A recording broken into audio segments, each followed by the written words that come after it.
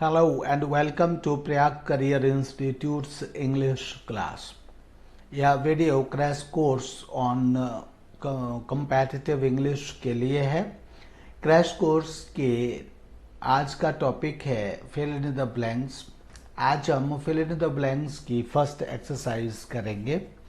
Directions हैं, pick out the most effective word from the given words to fill in the blanks to make the sentence meaningfully complete.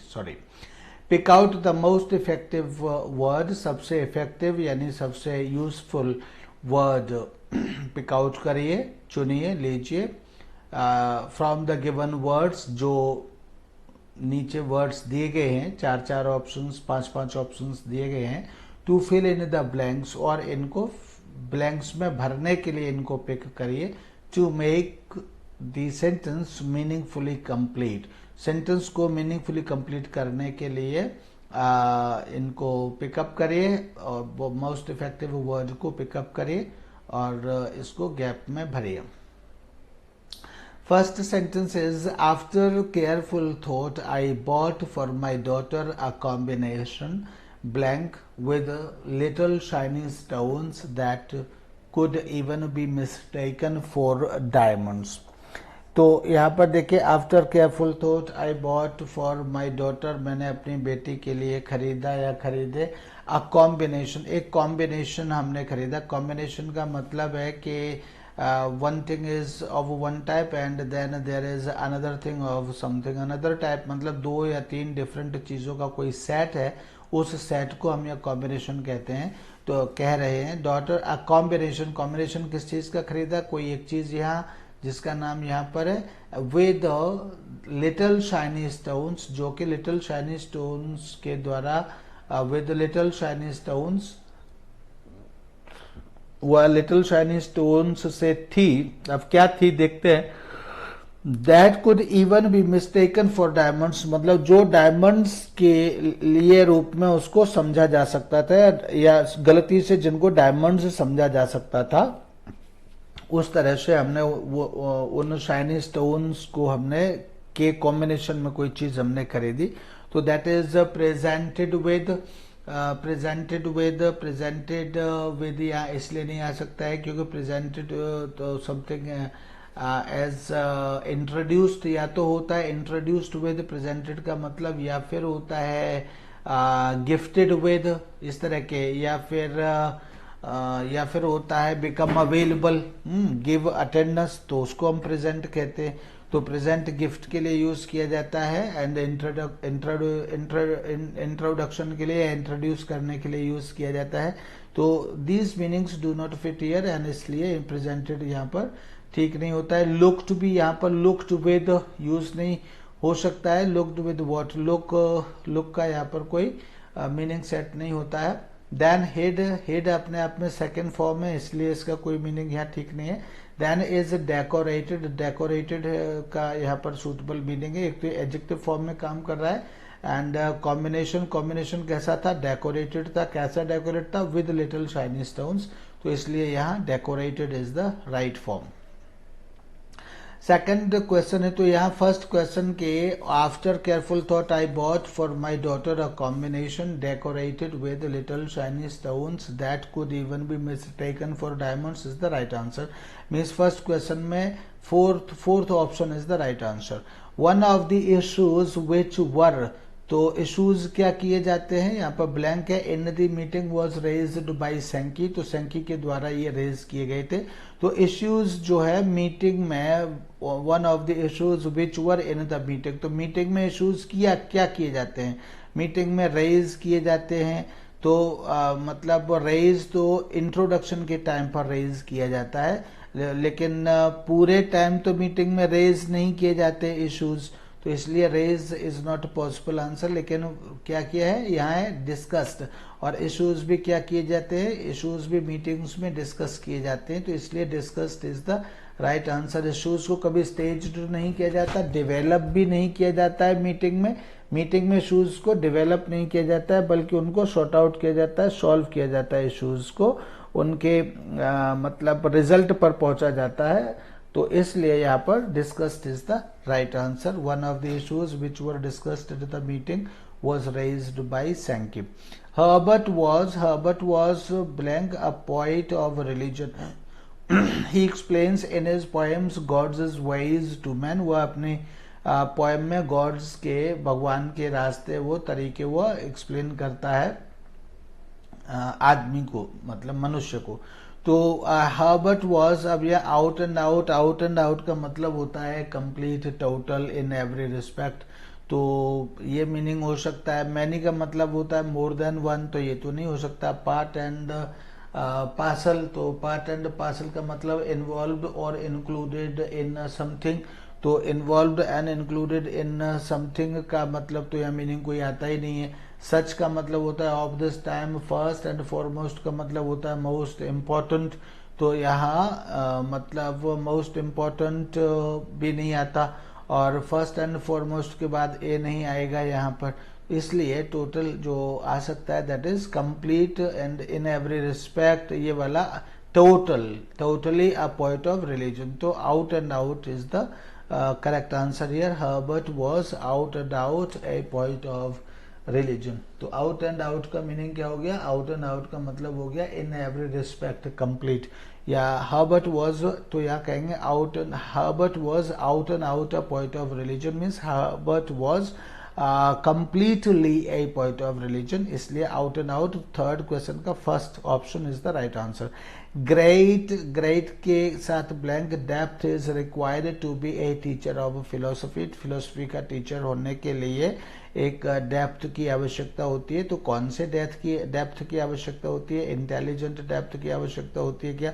तो depth के साथ intelligent suit नहीं करता है। Intelligent लड़के होते हैं, इंटेलिजेंट स्टूडेंट्स होते हैं, इंटेलिजेंट मैनेजर्स होते हैं, इंटेलिजेंट बच्चे होते हैं, इंटेलिजेंट टीचर्स होते हैं, ठीक है। तो इंटेलिजेंट डेप्थ नहीं हुआ करती। डेप्थ क्या होती है? इंटेलेक्चुअल्स में देखिए एस लगा हुआ है, तो इसलिए ये वर्ड यहाँ पर नहीं आ सकता, क्योंकि ये नाउन हो गया, हमको यहाँ एडजेक्टिव फॉर्म में चाहिए। तो एडजेक्टिव फॉर्म में और क्या है? Intellectual depth. तो ये ठीक है, मतलब डेप्थ दैट हैज इंटेलेक्चुअलिटी, मतलब इंटेलेक्चुअल होने की जिसमें स्थिति है, वह डेप्थ हमको चाहिए। तो इसलिए intellectual depth is required to be a teacher of philosophy, यानी फिलोसफी का टीचर होने के लिए इंटेलेक्चुअल डेप्थ होनी चाहिए। तो here the meaning of means the adjustment of intellectual is right here. Fifth sentence is is a previous case taken as an authoritative example for subsequent procedures or cases। तो ये कोई चीज है, there is something is a previous case, ये कोई previous case है, taken as an authoritative example, एक authoritative example की तरह इसको लिया जा सकता है। ये ऐसा कुछ है, ये ऐसा कुछ है कि इसको जो है ना ऑथोरिटेटिव एग्जाम्पल्स की तरह इसको लिया जा सकता है। तो क्या है वो ऐसा? दैट इज मतलब is a previous case taken as an authoritative example for subsequent procedures और केसेस। तो ऑथोरिटेटिव एग्जाम्पल्स की तरह जिस चीज को लिया जा सकता है वो क्या है? दैट इज, अगर प्रेसिडेंट लिखते हैं तो प्रेसिडेंट कभी भी इज से पहले नहीं आता। प्रेसिडेंट इज प्रेसिडेंट तो हो सकता है, लेकिन प्रेसिडेंट इज नहीं हो सकता, क्योंकि इज में हमें यहाँ इसको क्या चाहिए? इज में हमें यहाँ प्योर नाउन चाहिए। तो प्रेसिडेंट इज नहीं, यानी कि ये वर्ब के बाद तो यूज हो सकता है, लेकिन वर्ब से पहले प्रेसिडेंट वर्ड यूज ये नहीं हो सकता। दूसरा है प्रेसिडेंट, तो प्रेसिडेंट का जो मीनिंग होता है वो previous case taken as an authoritative example में सेट नहीं होता है। लेकिन तीसरा थर्ड ऑप्शन है प्रेसिडेंस। प्रेसिडेंस का मतलब क्या होता है? प्रेसिडेंस का मतलब होता है the state of coming before others in order of importance, importance के क्रम में या दृष्टि में दूसरों से पहले आना, दैट इज प्रेसिडेंस। यानी कि कोई चीज पहले हो चुकी है और उस चीज को हम आज उदाहरण के तौर पर ले रहे हैं, तो दैट इज, ये क्या है, प्रेसिडेंस। इसको हिंदी में कह सकते हैं आप कि कोई नजीर बन जाता है, कोई नजीर कोई चीज हो गई कि उसको हम देख देख करके हम अभी भी हम काम चला लेते हैं, कहते हैं हमारे सामने कोई घटना हुई और उस घटना को ही हम एक आदर्श मानकर हम अपने जीवन में और कुछ काम करते रहते हैं। जैसे कहते हैं फला व्यक्ति ने फला काम किया, जैसे फॉर एग्जांपल बच्चे फैशन में आकर के कि फला फला एक्टर ने पैंट फाड़ करके पहनी है, तो फिर वो भी उसी को प्रेसिडेंस मान करके अपनी पैंट फाड़ करके बाजार में घूमते रहते हैं। तो वो उसी घटना को कि उनसे पूछिए कि आपने ये क्यों फाड़ी हुई है, तो उनका जो नजीर होती है वो कोई फिल्म की कोई पर्टिकुलर सीन होता है, तो उसलिए वो पेंट फाड़ करके घूम रहे हैं। तो इसी चीज को हम कहते हैं। तो precedence is a previous case, तो यहाँ प्रेसिडेंस आएगा। प्रैक्टिकल नहीं आ सकता, एमोल्यूमेंट का मतलब सैलरी होता है, तो ये भी नहीं आ सकता। Then sixth question is Alok informed me about the accident which had blank 4 days before. तो विच हैड तो ये आया ही है, और informed me, Alok informed me, this is simple past tense. Simple past tense में फिर आया है विच हैड मतलब एक्सीडेंट, तो यहाँ हमको पास्ट परफेक्ट टेंस की, मतलब जैसे सेंटेंस को पढ़ने से पास्ट परफेक्ट टेंस की हमको जरूरत है। पास्ट परफेक्ट में हैड यहाँ लिखा हुआ है, तो हमको एक ऐसी वर्ब चाहिए जो मीनिंग भी पूरा करती हो प्लस उसके साथ हैड ना हो। तो ऐसी वर्ब टुक है, ये तो देखिए ये सेकंड फॉर्म है, ये तो पूरा नहीं करती। यहाँ हैड आया है जबकि हमारे पास हेड ऑलरेडी है, तो इसलिए ये भी नहीं, हालांकि मीनिंग भी पूरा नहीं करती और हेड भी इसके साथ आया तो ये भी नहीं चलती। अकर्ड जो है घटित होने के मीनिंग में ही होता है। अकर्ड मतलब हैपन, और हैपन, अकर्ड मीन्स हैपन्ड, लेकिन यहाँ इसके साथ हेड भी नहीं और हेड हमारे पास है, तो इसलिए head occurred is the totally suitable here, which had occurred 4 days before. यहाँ अगर हेड हैपन्ड लेंगे तो हेड हैपन्ड भी नहीं आएगी क्योंकि ऑलरेडी हेड है। अदरवाइज अकर और हैपन में कोई ज्यादा डिफरेंस नहीं है। एंड पास, ये कोई भी एक्सीडेंट पास नहीं हुआ करता, इसलिए हम यहाँ पर पास लेने का तो कोई मतलब है ही नहीं। तो this is the 6th question, and after 6th question now we are moving to the 7th question. And in 7th question, seeing his dad after seeing his dad father in a movie, the little boy is thrilled because the sight brings his father to him. The mother, on the other hand, finds the scene blank because it increases her grief 100-fold. तो यहाँ पर देखिए अपने dad father को movie में देख करके बच्चा थ्रिल्ड मतलब बहुत ही रोमांचित हो जाता है। मतलब थ्रिल्ड का मतलब फेल्ट वंडरफुल और एक्साइटिंग एक्सपीरियंस, बहुत अच्छा उसको एक्सपीरियंस होता है या वो रोमांचित हो जाता है। Because the sight brings his father to him, क्योंकि वह दृश्य उसके फादर को उसके सामने, या फादर के दृश्य को वह चीज उसके सामने लेकर के आती है। लेकिन the mother on the other hand, लेकिन जो माँ है दूसरी तरफ, फाइंड्स द सीन, लेकिन माँ उस सीन को कैसा पाती है जो इन 5 ऑप्शंस में है, ऐसा पाती है। क्यों पाती है? Because it increases her grief 100-fold, क्योंकि यह जो दृश्य है जब वो अपने हस्बैंड को देखती है, पति को देखती है, तो उसका जो ये दृश्य है क्या करता है, उसके दुख को बढ़ा देता है। तो इसलिए यहाँ क्या हो जाएगा, क्या मतलब फाइंड्स द सीन थ्रिल्ड, क्या रोमांचित पाती है, क्या अनलाइक मीन्स नॉट लाइकेबल या नॉट सिमिलर पाती है, या इंथ्यूजियास्टिक यानी उत्साहित पाती है। तो ये इन तीनों में से कोई भी आंसर नहीं है, क्योंकि इनसे किसी से भी एक तो दुख नहीं बढ़ता है यहाँ, दूसरा ये है कि वो घटना दुख बढ़ाने वाली ही है, और ये जो सभी इंथ्यूजियास्टिक है ये उत्साह बढ़ाने वाले हैं, तो ये सब चीज इस अर्थ में नहीं चलेगी। देन अननेसेसरी तो हो ही नहीं सकता।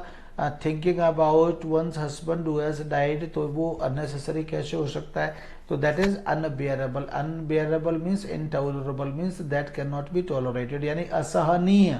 वो उस सीन को कैसा पाती है, असहनीय पाती है उस सीन को, इसलिए because it increases her grief 100-fold, क्योंकि उसका जो दुख है वो बहुत ज्यादा बढ़ा देता है, इसलिए उसको असहनीय पाती है। तो इसलिए अनबियरेबल यानी 7th क्वेश्चन का 5th option is the right answer here, finds the scene unbearable. Eighth question is Mulkraj Anand is one of the most an eminent, a famous, notorious or eminent or best Indo-Anglican novelists and story writers of today. तो मुल्कराज आनंद जो है वो कैसे one of the most, Mulk Raj Anand is one of the most, कैसे most है तो N यहाँ लगा हुआ है, तो एन लगा होने के कारण मोस्ट के बाद एन तो नहीं आ सकता क्योंकि ये आर्टिकल है, आर्टिकल मोस्ट से पहले ऑलरेडी आया हुआ है। एंड ए फेमस भी नहीं आ सकता, पहले तो मीनिंग नहीं सेट होता है लेकिन मीनिंग भी सेट होता हो तो ए आर्टिकल लगा हुआ है, ये भी नहीं हो सकता। नोटोरियस का मतलब होता है वेरी बैड, वेरी बैड होता है, मतलब फेमस फॉर बैड क्वालिटी ऐसे कह सकते हैं। तो इसलिए बैड थिंग्स और बैड क्वालिटी के लिए कोई बहुत फेमस हो तो इसलिए नोटोरियस नहीं आ सकता। बट यस, चूंकि बेस्ट इसलिए नहीं आ सकता क्योंकि most is superlative and best is also superlative degree, तो इसलिए ये भी नहीं आ सकता। नाउ द ओनली पॉजिटिव, चूंकि मोस्ट कंपैरेटिव सुपरलेटिव है तो इसके साथ केवल अब पॉजिटिव डिग्री आ सकती है, तो that is eminent, and eminent ही इसका मीनिंग है, मोस्ट फेमस ऐसे कह सकते हैं। एंड एमिनेंट का मीनिंग होता है रिस्पेक्टेड एंड डिस्टिंग्विश्ड, तो रिस्पेक्टेड एंड डिस्टिंग्विश्ड के मीनिंग में एमिनेंट का जो यहाँ पर मीनिंग है वो बहुत सूट करता है। एंड देयरफॉर 8th क्वेश्चन का जो आंसर है that is 4th option is the right answer, eminent means Mulk Raj Anand is one of the most eminent Indo Anglican novelists and story writers of today. This will be the sentence.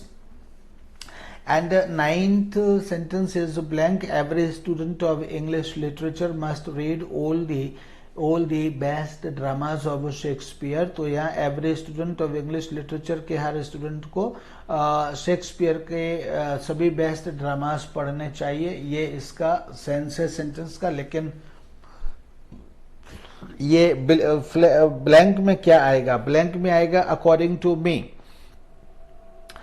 Means first option is according to me, तो क्या according to me आएगा? Accordance with, क्या accordance with आएगा? In my opinion, in place of my point of view और from my opinion.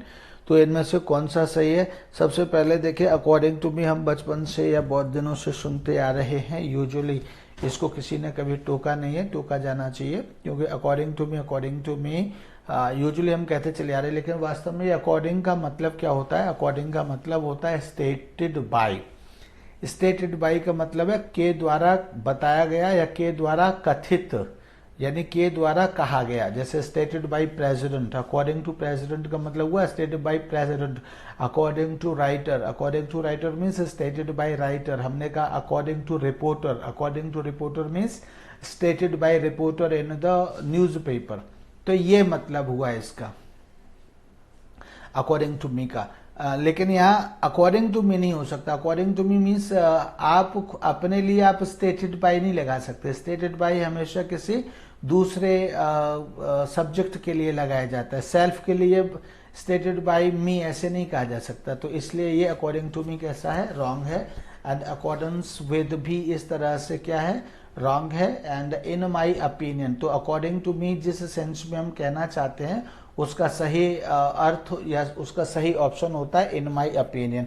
तो जब भी कभी इनफॉर्मली भी बोलना है तो अकॉर्डिंग टू मी की जगह हमेशा इन माई ओपिनियन बोला जाना चाहिए वहां भी, और यहाँ भी इन माई ओपिनियन एवरी स्टूडेंट, मतलब मेरे ओपिनियन में every student of English literature must read all the best dramas of Shakespeare, इस तरह से होना चाहिए।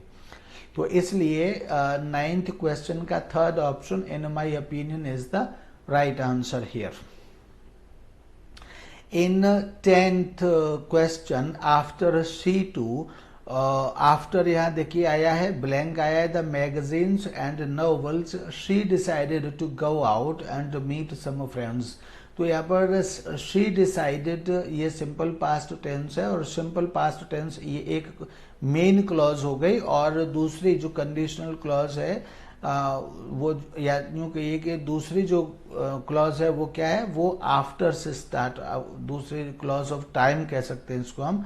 तो ये किसके बाद स्टार्ट हो रही है? आफ्टर के बाद स्टार्ट हो रही है। तो सीधी सी बात है, जब कोई हमेशा ध्यान रखिए कि सिंपल पास्ट एक तरफ एक क्लॉज मेन क्लॉज में सिंपल पास्ट टेंस आया हो और दूसरी क्लॉज में आफ्टर आया हो तो आफ्टर के तुरंत बाद पास्ट परफेक्ट टेंस आता है। तो पास्ट परफेक्ट टेंस के लिए रीड तो यहाँ केवल चूंकि पास्ट परफेक्ट रीड तो सेटिस्फाई नहीं करता, सो रीड नहीं आ सकता। हैड बीन रीडिंग क्योंकि ये पास्ट परफेक्ट कंटिन्यूअस इसलिए नहीं आ सकता, लेकिन हैड रेड ये पास्ट परफेक्ट को बनाता है। तो और रीड मैगजीन्स और नॉवेल्स से रिलेटेड है, तो after she to had read the magazines and novels ये यहाँ कंप्लीट करता है। She decided to go out and meet some friends, और इस तरह से she decided to go out उसने बाहर जाने का निर्णय लिया, एंड मीट सम फ्रेंड्स और कुछ फ्रेंड्स से मिलने का उसने निर्णय लिया। तो इस तरह से had read is the right option here. In 11th question यानी 10th का had read third option is the right answer. In 11th question or sentence, Mrs. Lalji in her modest way blank a little and slipped the chain inside her dress।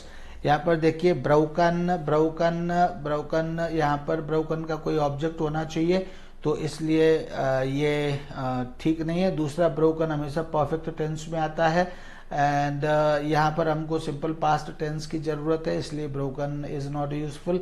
यहाँ पुस्ट आ रहा है लेकिन पुस्ट का कोई object नहीं है। पुस्ट अगर हम कहते हैं मॉडेस्ट वे पुस्ट, तो पुस्ट व्हाट, तो पुस्ट का कोई ऑब्जेक्ट नहीं है, इसलिए हम यहाँ पर पुस्ट नहीं ले सकते। थर्ड वन इज प्रेस्ड, तो प्रेस्ड के साथ भी यही सेम प्रॉब्लम है। मॉडेस्ट वे प्रेस्ड यानी मॉडेस्ट वे में प्रेस किया, प्रेस्ड व्हाट, तो यहाँ भी ये कोई इसका ऑब्जेक्ट नहीं है, इसलिए प्रेस्ड भी नहीं ले सकते। फिर है फ्लश्ड, तो फ्लश्ड का मतलब क्या होता है? फ्लश्ड का मतलब हमको समझना चाहिए। फ्लश्ड का मतलब होता है फ्लश का मतलब हम समझते हैं, फ्लश का मतलब होता है face and skin becoming red and glowing with a bit of shame, मतलब थोड़ी सी शर्म से हमारा चेहरा लाल हो जाना, हमारे चेहरे की स्किन और चेहरा हमारा लाल हो जाना, उसको हम फ्लश कहते हैं। तो किसी भी वजह से Mrs Lal ji inner modest मतलब हम्बल वे, विनम्र वे में थोड़ी सी मुस्कुराई या थोड़ी सी शर्म आई और उनको किसी भी वजह से लगा कुछ अपने चैन को लेकर के, तो उन्होंने थोड़ी सी हल्की सी मुस्कुराई या शर्म जैसा भाव उन्होंने अपने चेहरे पर दिखाया थोड़ा सा, a little and slipped the chain, और इस तरह से उन्होंने चेन को अपनी ड्रेस के अंदर खिसका दिया, स्लिप कर दिया। सो यहाँ पर फ्लश्ड मुस्कुराने या शर्माने के अर्थ में फ्लश्ड का मीनिंग यहाँ सही है। सो 11th क्वेश्चन का 4th option is the right answer. 12th का being himself a lawyer bye, तो ये कहते हैं लॉयर बाय, तो लॉयर बाय मतलब किसी के मूल को दिखाने के लिए, किसी की ओरिजिनलिटी को दिखाने के लिए हम बाई का यूज करते हैं प्रेपोजिशन का। तो यहाँ पर being himself a lawyer bye, तो क्या हो सकता है? By profession, by birth, bye education, companionship या क्वालिफिकेशन। तो कोई भी व्यक्ति बाई के साथ क्या है? I am an Indian by birth, हम ऐसे कहते आए हैं, I am an Indian by birth, तो हम कैसे जन्म से हम कैसे इंडियन है। तो इसी तरह से कोई लॉयर है तो लॉयर किससे होगा? बर्थ से होगा, प्रोफेशन से होगा, एजुकेशन से होगा, तो सीधी सी बात है प्रोफेशन से होगा। तो इसलिए इसमें ज्यादा माथापच्ची करने के बजाय सीधा सीधा कहना उचित है, being himself a lawyer by profession and jurist by temperament, Ambedkar emphasized the role of law in society. So this is the 12th, that was the 12th question, and after 12th now we are moving to the 13th question, and the 13th question is we have to plant more trees. तो we have to plant more trees. Why do we have to plant more trees? हमको more trees क्यों plant करने हैं? We can save our environment, हम अपना environment save कर सके from the evils of pollution, यानी pollution की बुराई से, बुरे प्रभाव से हम अपना environment को save कर सके। तो ये environment को save कर सके सेंटेंस क्या दिखाता है? ये पर्पस दिखाता है। तो पर्पस दिखाने के लिए इनमें से क्या यूज किया जाएगा? जो 5 ऑप्शन है, one is so as, one is since as, one is such that, one is so that, and 5th one is such as। तो इनमें से पर्पस दिखाने के लिए हमेशा कभी भी कहीं भी पर्पस दिखाना है। पर्पस के लिए जो हिंदी में यूज किया जाता है वो ताकि शब्द यूज किया जाता है, ताकि ऐसा कर सके। क्योंकि देखिए पहले एक सेंटेंस लिखा हो, we have to plant more trees, हमको ज्यादा से ज्यादा प्लांट लगाने हैं, लगाने चाहिए, वैसे लगाने हैं सेंटेंस होता है ये। एंड क्यों लगाने हैं, we can save our environment from the evils of pollution, तो हम पोल्यूशन की बहुत बुराई से हम अपने एनवायरनमेंट को बचा सके, इसके लिए हमको ट्रीज लगाने हैं।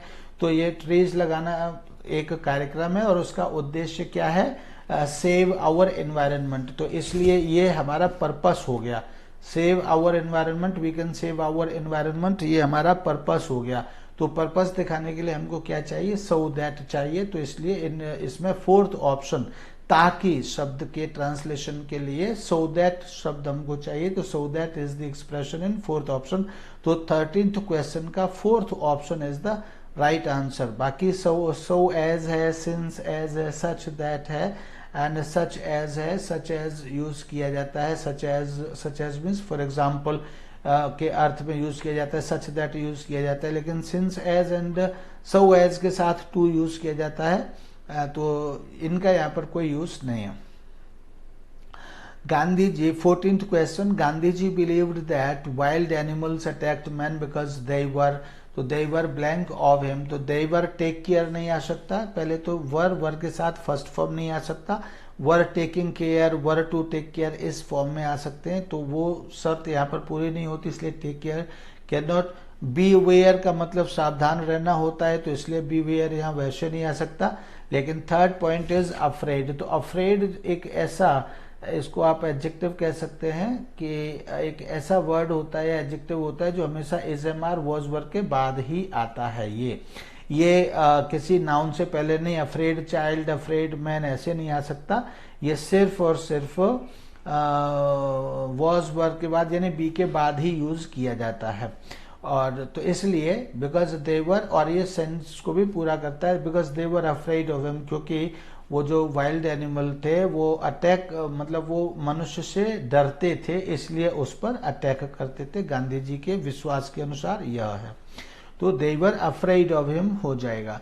15th sentence is there have been many philosophers, scientists, artists and politicians who claim that they are क्या है, वो जो मतलब बहुत सारे फिलोसोफर्स हुए हैं, साइंटिस्ट हुए हैं, आर्टिस्ट हुए हैं और पॉलिटिशियंस हुए हैं जो ये क्लेम करते हैं कि वे हैं वर्ल्ड के। तो वर्ल्ड का कोई क्या हो सकता है, वर्ल्ड का बीइंग्स हो सकता है, एक अच्छा वर्ड क्या है इनमें, सिटीजन्स हो सकता है, पीपल्स हो सकता है, फैमिलीज हो सकता है, नेबर्स हो सकता है। तो वर्ल्ड का नेबर्स तो कभी नहीं हो सकता, क्योंकि वर्ल्ड का नेबर होने के लिए दूसरा वर्ल्ड होना चाहिए, दूसरा वर्ल्ड नहीं, हम सभी वर्ल्ड में ही रहते, तो नेबर्स नहीं हो सकते, फैमिलीज भी नहीं हो सकते हम।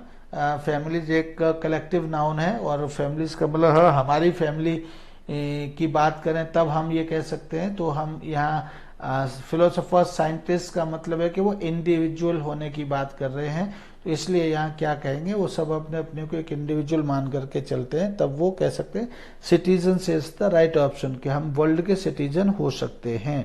जब हम कहते हैं हम का मतलब फिर एवरी ह्यूमन बीइंग, हमारे परिवार वाले, हमारे शहर वाले, हमारे गांव वाले, हमारे जिले वाले और हमारे देश वाले, सभी लोग ही क्या हैं, सभी लोग ही सिटीजन्स ऑफ द वर्ल्ड है, ऐसा लोग मानते हैं। तो citizens is the right option. 15th question का second option is the right answer for filling the blank. One day, 16th questions, one day a gentleman was walking along a busy road, blank, his walking stick around and around in his hand and trying to look important. कोई एक दिन कोई gentleman किसी एक busy road के सहारे, along मतलब के सहारे सारे साइड से जा रहा था और क्या कर रहा था वो, कुछ ये नीचे ऑप्शन से 5, throwing, moving, spinning, rolling, raising his walking stick, अपनी वॉकिंग स्टिक को ऐसी किसी उसमें कर रहा था, मतलब मूव कर रहा था, राउंड एंड राउंड, वो गोल गोल उसको घुमा रहा था, इन हिज हैंड अपने हाथ में, and trying to look important, और अपने आप को इम्पोर्टेंट दिखाने की कोशिश कर रहा था। तो गोल गोल यानी राउंड एंड राउंड करना है तो थ्रो नहीं हो सकता, मूव भी नहीं हो सकता, लेकिन हाँ, चूंकि थर्ड ऑप्शन में पहले ही आ गया है तो स्पिनिंग हो सकता है। राउंड एंड राउंड कैसे होता है? स्पिनिंग का मतलब है ऑन इट्स एक्सिस, जैसे लट्टू, जैसे टॉप अपना जो उसके नीचे कील होती है, जो उसकी एक्सिस होती है, उसी पर वह राउंड एंड राउंड घूमता रहता है एक ही जगह पर। इसी तरह से वो अपनी वॉकिंग स्टिक को घुमा रहा था, तो इसलिए spinning is the right option. Rolling का मतलब होता है, रोलिंग का मतलब होता है लुढ़कना। तो लुढ़कने में क्या होता है, चीज जब रोल करती है तो वो क्या करती है, वो स्पेस छोड़ती है, मतलब स्पेस कवर करती है। जैसे पत्थर लुढ़का, पत्थर ने रोल किया तो वो रोल करते हुए यानी लुढ़कते हुए कहाँ चला गया, कोई 10 मीटर चला गया, कोई 5 मीटर, 2 मीटर, या यूं कहिए 50 सेंटीमीटर चला गया, या 1 फुट चला गया लुढ़कते हुए, कोई चीज 5 फुट चली गई लुढ़कते हुए। तो इस तरह से वो स्पेस कवर करती है, यानी एक पॉइंट से दूसरे पॉइंट तक पहुंचती है। लेकिन स्पिनिंग में लट्टू ऐसा करता है, लेकिन ऐसा करते हुए भी क्या है, वो अपने एक्सिस पर टर्न करता रहता है। तो उसी चीज के लिए walking stick, round and round, तो यहाँ पर spinning is the right option here. 17th sentence is the sword of Chhatrapati Shivaji was, the sword of Chhatrapati Shivaji was। तो क्या हुआ था, छत्रपति शिवाजी की स्वॉर्ड को dash to England by the British rulers. तो ब्रिटिश रूलर्स के द्वारा वो इंग्लैंड को क्या हुआ, and has been recovered after our independence, हमारे इंडिपेंडेंस के बाद उस तलवार को लिया जा चुका है, यानी रिकवर किया जा चुका है, वापस लिया जा चुका है। तो क्या हुआ, क्या किया उनके साथ, हैंडेड ओवर, क्या हैंडेड ओवर कर दी गई थी to England by the British rulers. तो या फिर टेकन प्लेस तो घटित होना होता है, तो टेकन प्लेस तो नहीं हो सकता यहाँ पे। कॉट कोल्ड भी नहीं हो सकता। लुक्ड डाउन अपॉन भी नहीं हो सकता, क्योंकि लुक्ड डाउन का जो मीनिंग होता है उसका मतलब होता है कि अपने आप को कुछ ऐसा कुछ सोचना कि हम हमारे अपने आप में हम बहुत इम्पोर्टेंट हैं और हमसे बेटर कोई दूसरा नहीं है, इस तरह का फीलिंग रखना लुक डाउन अपॉन होता है। आप कह सकते हैं to think that you are better to show contempt. तो मतलब ये होता है लुक डाउन अपॉन का मीनिंग। तो इसलिए यहां पर लुक डाउन अपॉन नहीं हो सकता। तो फिर फिफ्थ ऑप्शन क्या है, fifth option is taken away. Taken away means carried with, यानी कि अपने साथ ले जाई गई। तो taken away is the right option. The sword of Chhatrapati Shivaji was taken to England, taken away to England, यानी कि इंग्लैंड ले जाई गई थी। तो इसलिए 17th क्वेश्चन का fifth option is the right answer here. And then is 18th 17th हमने पढ़ा, and then is now 18th and 18th 19th 20th. Now 18th is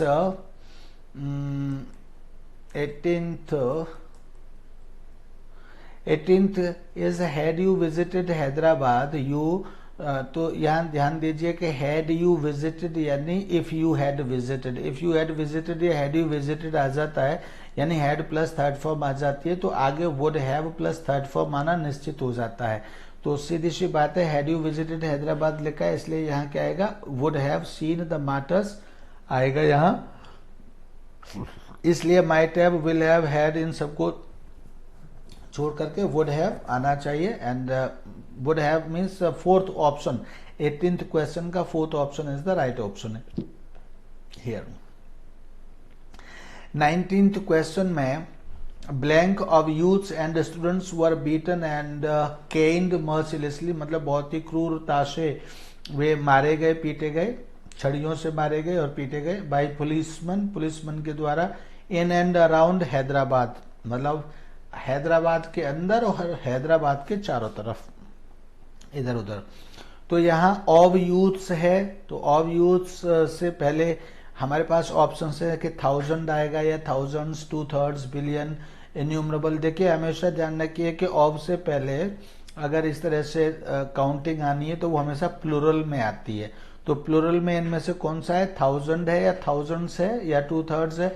तो 2/3 तो एक फ्रैक्शन है, 2/3 को हम जो 2/3 ऑफ यूथ्स, इस तरह से 2/3 ऑफ यूथ्स का मतलब है कि उसके साथ भी हमको कोई काउंटिंग देनी होगी कि 2/3 ऑफ किसका है, यूथ्स मतलब यूथ्स कहाँ के यूथ्स, या किस उनकी और टोटल काउंटिंग क्या है, ऐसे कुछ देना पड़ेगा। तो ये यहाँ सेटिस्फाई नहीं करता है वर्ड, लेकिन थाउजेंड्स ऑफ यूथ्स यहाँ पर सेटिस्फाई करता है, क्योंकि यहाँ हमें किसमें चाहिए, प्लूरल में चाहिए। जब हमें प्लूरल में कहना होता है तब हम ऑफ लगा करके कहते हैं, जैसे हजारों लड़के, थाउजेंड्स ऑफ यूथ्स, हजारों पुरुष, थाउजेंड्स ऑफ मैन, हजारों स्त्रियां, थाउजेंड्स ऑफ लेडीज या थाउजेंड्स ऑफ वीमेन, हजारों students, thousands of students, lakhs of students, crores of students, इस तरह से हम कहते हैं। तो यहाँ हमको प्लूरल चाहिए, and plural is second point, thousands. तो 19th क्वेश्चन का second option is the right answer. Thousands of youths and students were beaten and caned mercilessly by policemen in and around Hyderabad. 20th question is, Priya imagined that her father was standing before her while the cook blank cracking jokes with her sisters in the kitchen. तो यहाँ पर भी देखिए has been और ये is और will be, चूंकि ये पास्ट का सेंटेंस है तो इसलिए ये तीनों अपने आप खत्म हो जाते हैं। एंड ये जो है action, father was standing before her while the cook, तो ये दिखाता है कि लेंथ है इसमें, और एक समय में वह पास्ट में स्टार्ट हुआ और जिस समय उसको ध्यान आया और उसने देखा तो उस समय तक का एक्शन है, तो इसलिए ये हैड बीन यहाँ पर शूट करेगा इंस्टेड ऑफ वॉज। तो had been means 20th question का fourth option is the right answer, and we can say Priya imagined that her father was standing before her while, जबकि the cook had been cracking jokes with her sisters in the kitchen. So thank you, that's all for today now. ये crash course की crash course की fill in the blanks की आपने first exercise solve की। Thank you, let's wait for the next exercise. Bye bye.